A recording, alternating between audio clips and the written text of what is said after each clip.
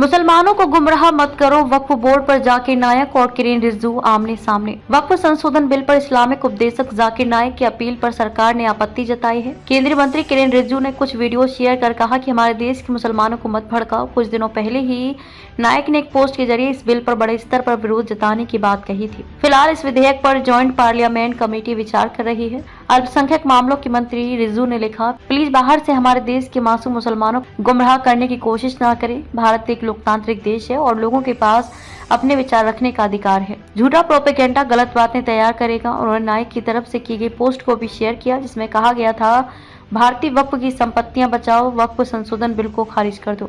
नायक ने कहा था, भारत की कम से कम 50 लाख मुसलमानों को वक्फ संशोधन बिल पर अपना विरोध भेजना चाहिए। भारत के मुसलमान होने के नाते अगर हम मुस्लिम वक्फ की संपत्तियों को छीने जाने से नहीं रोक पाते हैं तो हम जिम्मेदार कहलाएंगे। नायक ने मुस्लिम समुदाय से जेपीसी के सामने वक्फ बिल के खिलाफ विरोध दर्ज कराने की अपील की। जारी है जेपीसी बैठकें। खबरें हैं कि जेपीसी की बैठकों में टकराव जारी है क्योंकि देश में कई सरकारी निकायों ने वक्फ बोर्डों पर उनकी संपत्तियों पर कब्जा रखने के आरोप लगाए हैं। समिति में विपक्षी सदस्यों ने दावा किया है कि वास्तव में बड़ी संख्या में वक्फ संपत्तियां भारतीय पुरातत्व सर्वेक्षण एएसआई सहित सरकारी निकायों के अनाधिकृत कब्जे में हैं। पीटीआई भाषा के अनुसार सूत्रों ने बताया कि बैठकों में विपक्ष की सबसे मुखर और स्पष्ट आवाजों में से एक एआईएमआईएम नेता असदुद्दीन ओवैसी ने केवल दिल्ली की ही 172 वक्फ संपत्तियों की सूची सौंपी जो उनके अनुसार एएसआई के अनाधिकृत कब्जे में है। प्रत्यर्पण पर हो सकता है विचार। अगस्त में मलेशिया के प्रधानमंत्री अनवर इब्राहिम ने संकेत दिया था कि अगर भारत विवादास्पद इस्लामिक उपदेशक नायक के खिलाफ सबूत देता है